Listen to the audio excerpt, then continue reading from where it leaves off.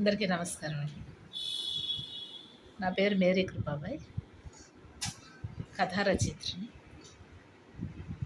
ఇప్పటికీ 400 కథలు పైగా ప్రచురించడం జరిగింది. వాటి నుండి 2 కథా సంపుటలు వెలువరించడం జరిగింది. మొదటిది కథాంజలి. కథాంజలి ఇది చూపిస్తున్నట్టు రోజు ఇలా ఉంటుంది. ఈ కథాంజలి నుంచి ప్రతిరోజు కూడా ఒక్కో కథని మీకు అందిస్తున్నాను. కథలన్నీ కూడా సామాజిక ప్రయోజనాలను ఆశించాలి. మరి ఈరోజు నేను మీకు మీ ముందు ఉంచబోయే కథ పేరు ఎదురీత.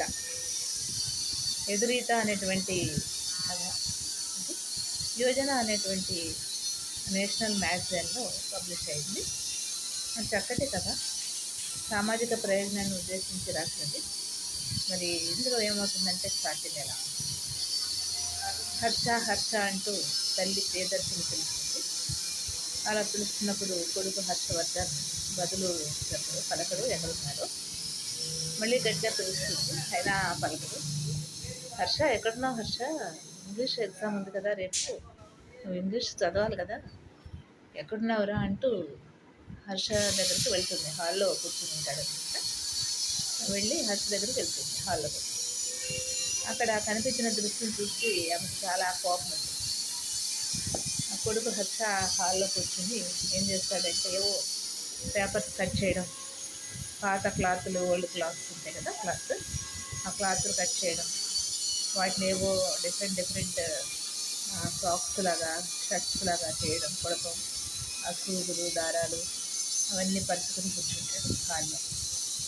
అదేంట్రా ఇంగ్లీష్ ఎగ్జామ్ కదా, నీకు 10th క్లాస్ కదా ఎదుగుతున్నావు, నీకు ఫైనల్ ఎగ్జామ్స్ జరుగుతున్నాయి కదా, ఇవన్నీ ఏంటి చేస్తున్నావు, నీకు ఎన్నిసార్లు చెప్పినా కూడా నువ్వు డిఫరెంట్గా ఉంటున్నావు, అలా కాదు, నువ్వు అవన్నీ తీసేసి ఇంగ్లీష్ చదువు, నువ్వు నా ఆశలన్నీ కూడా, నా ఆశలు, నాన్నగారు ఆశలు నువ్వు తీర్చేటట్టు లేవు, నువ్వు ఏ డాక్టరు ఇంజనీర్ అవ్వాలని మేము కలగకుంటున్నాము, అవన్నీ తీసేసేయని చెప్పి గట్టిగా కేకలేస్తుంది అన్నమాట. కేకలేస్తే ఇక పేపర్ కట్టింగ్లు, క్లాతులు అవన్నీ పక్కన పెట్టేసి ఇంగ్లీష్ తీసి చదవడం మొదలు పెడతాడు హర్షవర్ధన్. అలా చదువుకుని తన మనసులో మాటని తల్లికి నెమ్మదిగా చెప్తాడు.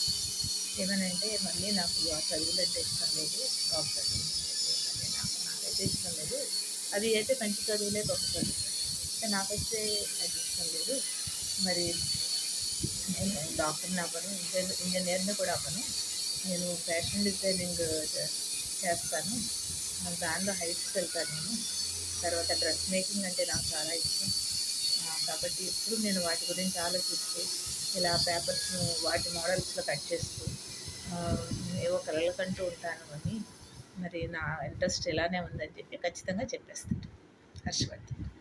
చెప్పేసరికి హర్షవర్ధన్ మాటలకి ప్రియదర్శినికి చాలా కోపం వచ్చేస్తుంటుంది. అప్పుడే తండ్రి మాధవ్ కూడా అక్కడికి వస్తాడు. ఈ మాటలన్నీ వింటాడు. కొడుకుని మెడ తిట్టిపోతాడు. ఎరా హర్ష, నీకు అసలు బుద్ధుందా లేదా, నేను పెద్ద ఆఫీసర్ని, నా పరువు తీసేసేటట్టున్నావు, నువ్వు డాక్టర్ ఇంజనీర్ అవుతావని, మా పరువు నిలబెడతావని నేను అనుకుంటున్నాను, కానీ నువ్వేమో చెత్త కాగితాలు, గ్లాసులు ఇవన్నీ కత్తిరించుకుంటున్నావు అని ఆవేశంగా తిడతాడనమాట. తండ్రి అలా తిట్టేసరికి హర్ష భయపడిపోయి అవి పక్కన పెట్టి బుక్స్ దగ్గర వేసుకుని చదవసాగుతాడు. మాధవ్ ప్రియదర్శిని మౌనంగా లోపలికి వెళ్ళిపోతారు. అప్పుడు మాధవ్ భార్యతో చెప్తాడు, ప్రియా చూసావా హర్ష ఎలా తయారవుతున్నాడు, ఇలా అయితే కనుక వాడేదో పెద్ద చదువులు, గొప్ప చదువులు చదివి ప్రయోజకుడు అవ్వాలని మనమేమో ఆశిస్తున్నాం కదా, వీడేమో సూదులు, దారాలు, కాగితాలు ఇలాంటివన్నీ కత్తిరిస్తూ కూర్చున్నాడు, అసలు ఇట్లాగా అందరూ కూడా ఎవరింట్లో చూసినా మా కొలీగ్స్ పిల్లలు డాక్టర్లు, ఇంజనీర్ అవుతున్నారు, మరి నేను వాళ్ళకి ఏమని చెప్పుకోవాలి అని చెప్పి అంటాడనమాట. అని ప్రియదర్శినితో చెప్తాడు, ప్రియా నువ్వు ఒకసారి వాడి మీద కన్నేస్తుండు, వాడు ఇలాంటి పనులేమీ చేయకుండా మంచిగా చదువుకునేటట్టు చూడు అని చెప్పేసి అంటాడు. అలా అంటే సరే అంటుంది భార్య. మరో వారం రోజులు గడుస్తాయి. మాధవ్కి ఫోన్ వస్తుంది. ఆ స్కూల్ హర్ష వాళ్ళ స్కూల్ హెడ్ మాస్టర్ నుంచి వస్తుంది. హలో సార్, నేను హర్ష వాళ్ళ స్కూల్ హెడ్ మాస్టర్ ప్రదీప్ని అని అంటాడు. ఏ సార్, వాడు ఏమైనా హర్షవర్ధన్ ఏమైనా అల్లరి చేశాడా, ఏమైంది సార్ అని అడుగుతాడు. అంటే అలా అడిగేది లేదు, కానీ మీరు ఒకసారి ఈ ఫోన్లో చెప్పే విషయం కాదు, మీరు ఒకసారి స్కూల్కి రండి అని చెప్పి అంటారు హెడ్ మాస్టర్. సరే అని వెంటనే వడివడిగా వెళ్తాడు మాధవ్ స్కూల్కి.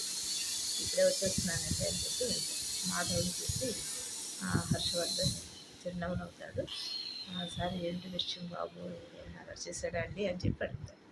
మాధవ్ గారు, మీ హర్ష సరిగ్గా చదవట్లేదు, చదవకపోవటమే కాదు, క్లాస్కి కూడా రావట్లేదు. స్కూల్కి అయితే వస్తున్నాడు కానీ క్లాస్కి రాకుండా ఆ క్లాస్ వెనకాల అక్కడ సైకిల్ స్టాండ్ అది ఉంటుంది కదా, ఆ సైకిల్ స్టాండ్లో కూర్చొని ఒక సిజర్స్, సూదులు, దారాలు, పేపర్స్, క్లాతులు పెట్టుకుని కట్ చేస్తూ ఉంటాడు. అది ఏంటంటో కొడుతున్నాడు వాడు. నాకైతే ఏం అర్థం కాలేదు. మరి హెడ్ మాస్టర్గా మీకు చెప్పాల్సిన బాధ్యత నాకు ఉంది కాబట్టి మీకు ముందుగానే చెప్పాలని పిలిచానండి అని అంటే, ప్రదీప్ మాటలకి మాధవ్ దగ్గర బాధపడిపోతాడు. బాధపడిపోయి, అదే సార్, హర్ష మీద మేము ఎన్నో ఆశలు పెట్టుకున్నాము, వాడేమో ఇలా చేస్తున్నాడు, ఏం చేయాలో అర్థం కావట్లేదు, మీరైనా ఏదైనా సలహా ఇస్తారా సార్ అని చెప్పి అడుగుతాడు. అడిగితే అతను ఆలోచిస్తూ ఉంటాడు, కానీ ఏ సలహా ఇవాళ అర్థం కాలేదు మాస్టర్కి. మరి ఏం చేయలేక మాధవ్ హర్షవర్ధన్ని మళ్ళీ కేకలేస్తాడు. మళ్ళీ తెచ్చాడు. మరి అలా చేస్తున్నాడు. సైకిల్ స్టాండ్ దగ్గరికి వెళ్ళి చూస్తే అదంతా ఇటువంటి ఎన్విరాన్మెంట్ కనిపిస్తూ ఉంటుంది. ఒక్కడే కొడుకు ఇలా అయిపోతున్నాడని చాలా బాధపడతాడు మాధవ్. తర్వాత హర్షవర్ధన్ 2 నిమిషాలు ఆగి అంటాడు, హర్ష మాస్టరు, నేను మా డాడీకి మీకు చెప్పేది ఏంటంటే, నాకు పెద్ద చదువులు చదివి డాక్టర్, ఇంజనీర్ అలా కావాలని ఏమీ లేదు, నాకు ఆ ఇంట్రెస్ట్ లేదు. కాకపోతే నాకు ఫ్యాషన్ డిజైనింగ్ అంటే చాలా ఇష్టం అండి, డ్రెస్ మేకింగ్ అంటే చాలా ఇష్టం అండి, అవి కొత్త రకాల డ్రెస్సులు, మోడర్న్ డ్రెస్సులు కుట్టాలని నాకు ఇష్టం ఉంది అని అంటాడు. అట్లా అన్న తర్వాత హర్షవర్ధన్ మీద ప్రదీప్ మాస్టరు మాధవ్ ఇద్దరు మండిపడతారు. అదేంటి, నువ్వు చదువుతున్న 10th క్లాసు, నువ్వు ఇవన్నీ కత్తిరిస్తూ కూర్చుంటే ఎలా పాస్ అవుతావు అని చెప్పి కేకలేస్తారు.